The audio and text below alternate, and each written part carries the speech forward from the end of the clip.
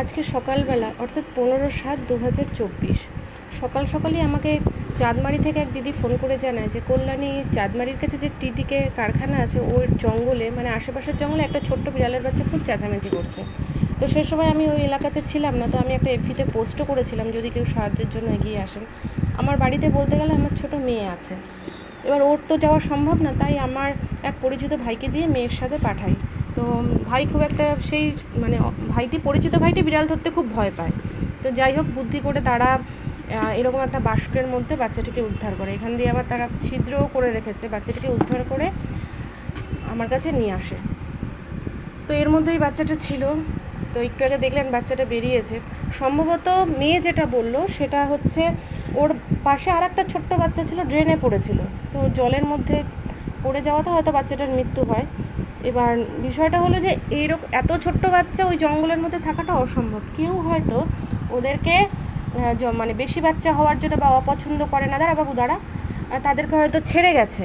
ছেড়ে যাওয়ার পরে কোনো কারণে এত ছোট্ট, বুঝতেই পারছেন সবে চোখ ফুটেছে, খুব একটা ছোট, খুব একটা বড় নয়, এই তো সেই বাচ্চাটাকে হয়তো বাড়ির থেকে দূরে মাঠ থেকে আলাদা করে ফেলে দিয়েছে, মায়ের দুধ খেতে পারেনি বা অযত্নতে বাচ্চাটা মারা যায়।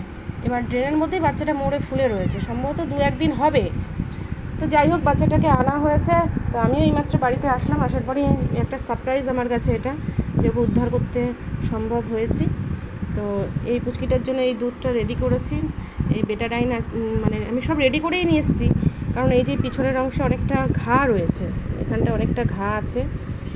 ও চনমনে ঠিক আছে, কিন্তু এখানে সম্ভবত ম্যাগট হয়েছে, কেন গন্ধও বেরোচ্ছে। কতদিন আগে ওদেরকে ছেড়েছে আমি তো আইডিয়া করে বললাম, কিন্তু হয়তো তার আগেও ছাড়তে পারে। যাই হোক আপনারা সবাই ওর জন্য আশীর্বাদ করবেন যাতে ও সুস্থ জীবনে ফিরে আসে। আর ওর একটু ট্রিটমেন্টের প্রয়োজন, আগেই বললাম যে ওর এখানে ম্যাগট রয়েছে, এখান থেকে প্রচণ্ড দুর্গন্ধ বেরোচ্ছে। তবুও মানে বুদ্ধি করে বা কৌশল করে আমার মেয়ে ওকে উদ্ধার করেছে। ওই ভাইতেও প্রচণ্ড ভয় পাচ্ছিল কামড়ে দেবে কিনা, যেটা অনেক মানুষের মধ্যে থাকে যে বিড়াল কুকুর মনে শুধু কামড়াই, তারা মনে ভালোবাসতে জানে না।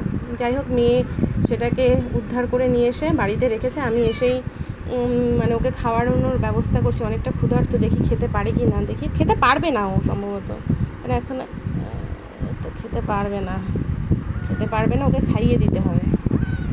আমি খাওয়ানোর ভিডিওটা একটু শেয়ার করি আপনাদের সাথে।